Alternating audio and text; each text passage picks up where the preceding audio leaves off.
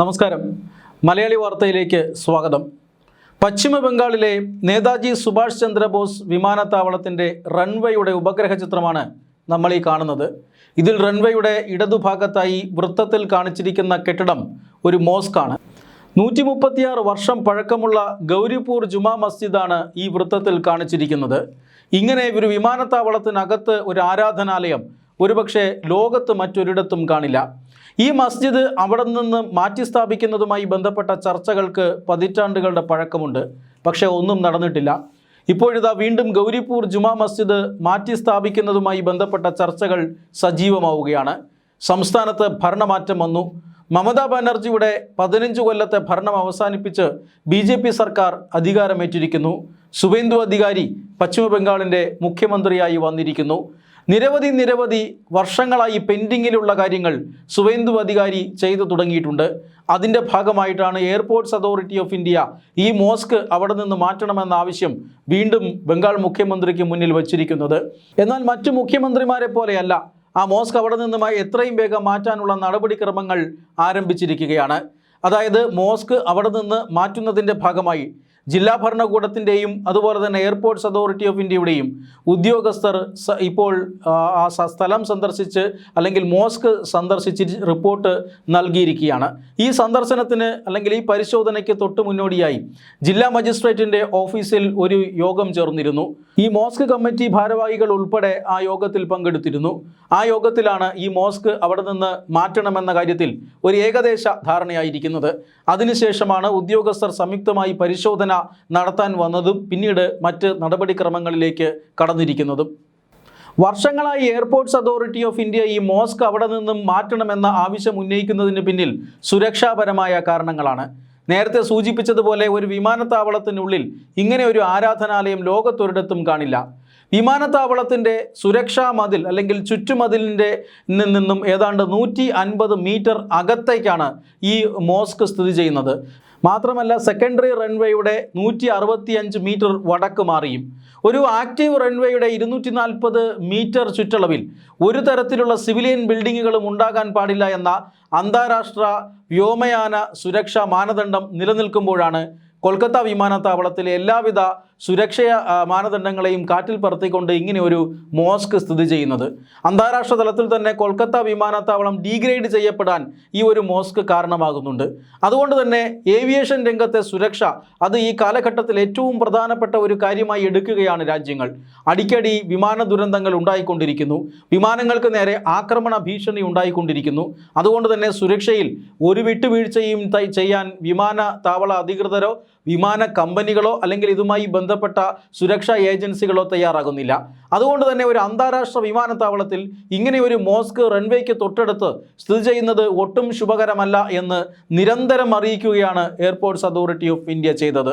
ഇതേ ആവശ്യം ബംഗാൾ മുഖ്യമന്ത്രിയായിരുന്ന ജ്യോതി ബസുവിൻ്റെ മുന്നിൽ എയർപോർട്ട്സ് അതോറിറ്റി ഓഫ് ഇന്ത്യ വച്ചിട്ടുണ്ട്. ഒരു കമ്മ്യൂണിസ്റ്റ് മുഖ്യമന്ത്രിയാണ് ജ്യോതി ബസു എന്ന് നമുക്കറിയാം. പുരോഗമനവാദിയാണ്. പിന്നീട് വന്ന ബുദ്ധദേവ് ഭട്ടാചാര്യയും അതുതന്നെയാണ്. പക്ഷേ ഇവരൊന്നും തന്നെ ആ മോസ്കിൽ തൊടാൻ ധൈര്യപ്പെട്ടില്ല. കാരണം അവരുടെ വോട്ട് ബാങ്ക് അവിടെയാണ് ഉണ്ടായിരുന്നത്. അവരുടെ വോട്ട് ബാങ്കിന് എന്തെങ്കിലും പറ്റുന്ന കാര്യമൊന്നും അവർ ഈ ഭരണകാലത്ത് ചെയ്തിരുന്നില്ല. അങ്ങനെ ഒരു റിസ്കിലേക്ക് പോകാൻ അവർ തയ്യാറായിരുന്നില്ല. കാരണം 34 കൊല്ലം തുടർച്ചയായി കമ്മ്യൂണിസ്റ്റുകൾ ഭരിച്ച സംസ്ഥാനമാണ് ഈ പശ്ചിമ ബംഗാൾ.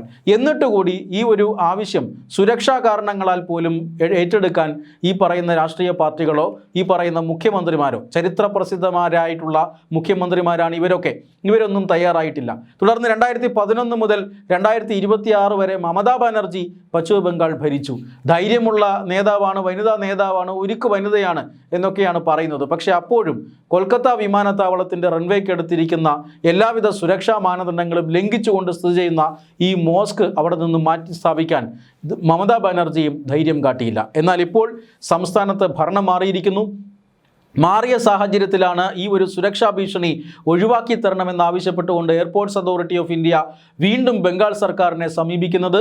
എന്നാൽ പഴയ മുഖ്യമന്ത്രിമാരെ പോലെയല്ല, ആ മോസ്ക് എത്രയും വേഗം അവിടെ നിന്ന് മാറ്റി സ്ഥാപിക്കാനുള്ള നടപടിക്രമങ്ങൾ ഇതാ തുടങ്ങിയിരിക്കുകയാണ്. വിമാനത്താവള നടത്തിപ്പുകാർക്ക് വലിയ പ്രശ്നങ്ങൾ ഈ മോസ്ക് കഴിഞ്ഞ കുറേ കാലങ്ങളായി ഉണ്ടായിക്കൊണ്ടിരിക്കുന്നു.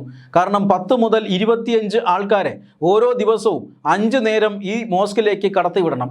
എയർപോർട്ടിൻ്റെ പ്രത്യേക ഗേറ്റ് വഴി, എയർപോർട്ടിൽ തന്നെ സജ്ജീകരിച്ചിട്ടുള്ള പ്രത്യേക ഗേറ്റ് വഴി ഈ പറയുന്ന 10-25 പേരെ എല്ലാവിധ സുരക്ഷാ പരിശോധനകൾക്കും ശേഷമാണ് ഓരോ ദിവസവും, ഒരു നേരമല്ല 5 നേരവും കടത്തിവിടുന്നത്. വെള്ളിയാഴ്ച ദിവസങ്ങളിൽ 25 എന്നൊന്നുമല്ല, ഈ സംഖ്യ 80ലേക്ക് കടക്കും. അങ്ങനെ നിരവധി ആൾക്കാർ എല്ലാവിധ സുരക്ഷാ മാനദണ്ഡങ്ങളും പാലിച്ചുകൊണ്ട് ഒരു എയർപോർട്ട് അല്ലെങ്കിൽ ഒരു വിമാനയാത്രികൻ എത്രമാത്രം സുരക്ഷാ പരിശോധനകളിലൂടെ കടന്നു പോകുന്നുവോ അത്രയും സുരക്ഷാ പരിശോധനകളൊക്കെ നടത്തി ഇത്രയും ആളുകളെ ഓരോ ദിവസവും ഇത്രയും സമയം ഇതിനകത്തേക്ക് കയറ്റുകയും ഇറക്കുകയും വേണം. ഇത് വലിയ സുരക്ഷാ ഭീഷണി സൃഷ്ടിക്കുന്നുണ്ട് എന്ന് നിരവധി തവണ സർക്കാരിൻ്റെ കയ്യിൽ നിർദ്ദേശം എത്തിയതാണ്. പക്ഷേ അതൊന്നും പാലിക്കാൻ സർക്കാർ തയ്യാറായിട്ടില്ല. ഇപ്പോഴിതാ അവിടുത്തെ മോസ്ക് കമ്മിറ്റി ഭാരവാഹികളുടെ യോഗം വിളിച്ച് അതീവ ലളിതമായി തന്നെ, അയത്ന ലളിതമായിട്ട് തന്നെ എന്ന് പറയാം, ജ്യോതി ബസു അടക്കമുള്ള മുഖ്യമന്ത്രിമാർക്ക് ഭയമായിരുന്ന ഒരു കാര്യമാണ് സുവേന്ദു അധികാരി ഇപ്പോൾ ചെയ്ത് വിജയത്തിലേക്ക് എത്തിക്കാൻ നോക്കുന്നത്. മോസ്ക് മാനേജ്മെൻറ്റ് കമ്മിറ്റിക്ക് ഇപ്പോൾ തത്വത്തിൽ അതിന് അംഗീകാരമുണ്ട്, അല്ലെങ്കിൽ അവിടെ നിന്ന് മാറ്റി സ്ഥാപിക്കാം എന്ന് തന്നെയാണ് അവരുടെ അഭിപ്രായം. പക്ഷേ മുസ്ലിം സംഘടനകളുടെ അഭിപ്രായം കൂടി ഇക്കാര്യത്തിൽ തേടണമെന്നാണ് അവരുടെ ഒരാവശ്യം. അതുകൊണ്ട് തന്നെ മുസ്ലിം സംഘടനകളുടെ അഭിപ്രായം കൂടി തേടിയതിന് ശേഷം ഈ മോസ്ക് അവിടെ നിന്ന് മാറ്റാനുള്ള നടപടിക്രമങ്ങളാണ് ഇപ്പോൾ പുരോഗമിക്കുന്നത്. മോസ്ക് അവിടെ നിന്നും എന്തായാലും മാറ്റും. ഇതുമായി ബന്ധപ്പെട്ട ഭാരവാഹികളുടെ അനുമതി സർക്കാരിന് ലഭിച്ചു കഴിഞ്ഞു.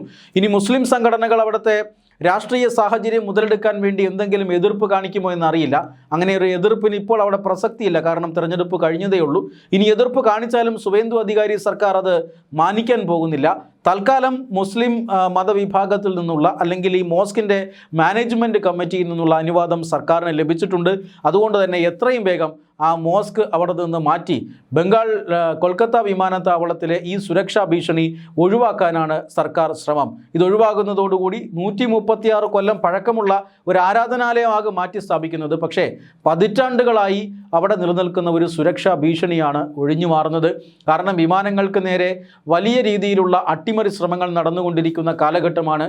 നിരവധി ഭീഷണികൾ എയർലൈനുകൾക്ക് നേരെ വരുന്നുണ്ട്.